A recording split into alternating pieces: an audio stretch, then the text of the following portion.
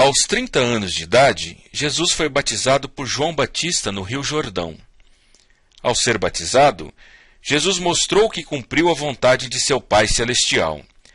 Depois de seu batismo, a voz divina do Pai anunciou a todos que Jesus era seu Filho. Deste ponto em diante, começa o ministério público de Jesus.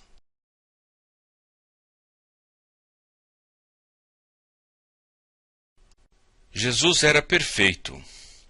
Veja o que o escritor do livro de Hebreus diz no capítulo 4, verso 14 e 16.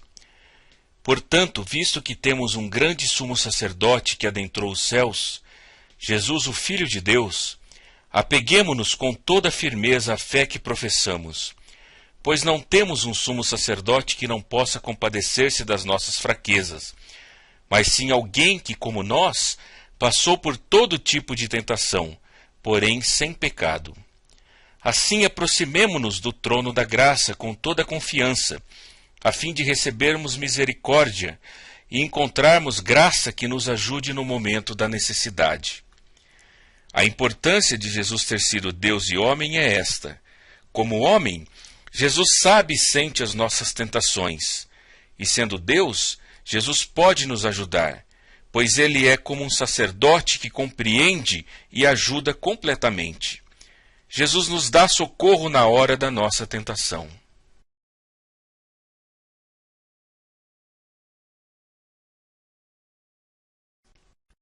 Alguns inimigos admitiram. No Evangelho de João, capítulo 19, verso 4, diz: Mais uma vez Pilatos saiu e disse aos judeus: Vejam, eu estou trazendo a vocês para que saibam que não acho nele motivo algum de acusação. Judas admitiu: Pequei, pois traí sangue inocente. E eles retrucaram: Que nos importa? A responsabilidade é sua. Assim confessou um centurião romano que ajudou a crucificá-lo. Verdadeiramente, este era o Filho de Deus. Mateus, capítulo 27, verso 4 e verso 54.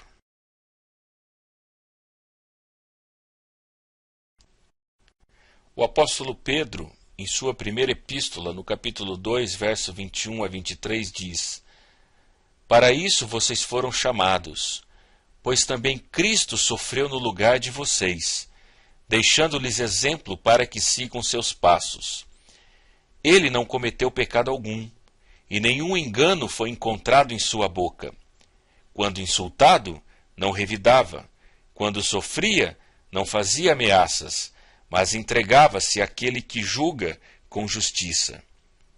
Simão Pedro esteve com Jesus durante 3 anos, sempre ao seu lado. Depois escreveu este versículo sobre o que observou. Jesus era perfeito.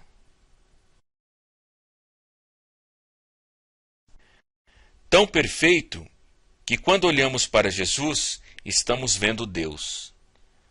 Veja o que diz o Evangelho de João, capítulo 14, verso 9. Jesus respondeu: Você não me conhece, Filipe?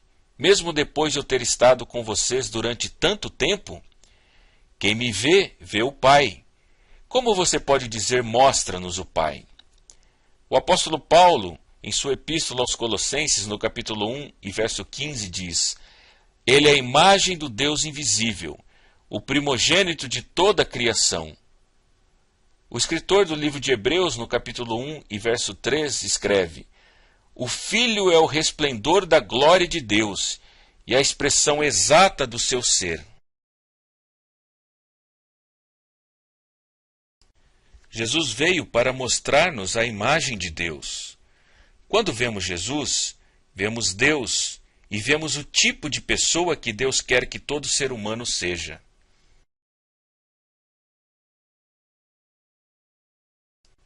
A Bíblia nos fala que a luz do Evangelho da glória de Cristo é a imagem de Deus. Pois Deus que disse, das trevas resplandeça a luz, Ele mesmo brilhou em nossos corações, para a iluminação do conhecimento da glória de Deus na face de Cristo. Conforme a epístola de Paulo aos Coríntios, no capítulo 4, verso 4 e 6. Ainda no capítulo 3 e verso 18 da mesma carta, Paulo diz: E todos nós que com a face descoberta contemplamos a glória do Senhor, segundo a sua imagem, estamos sendo transformados com glória cada vez maior, a qual vem do Senhor, que é o Espírito. Esses versículos ensinam que eu mesmo não posso me transformar, mas posso ser transformado na imagem de Deus, olhando para Jesus. Se eu aceitar Jesus como meu Salvador, como meu exemplo e padrão de vida, Ele me ajudará e me dará forças para melhorar.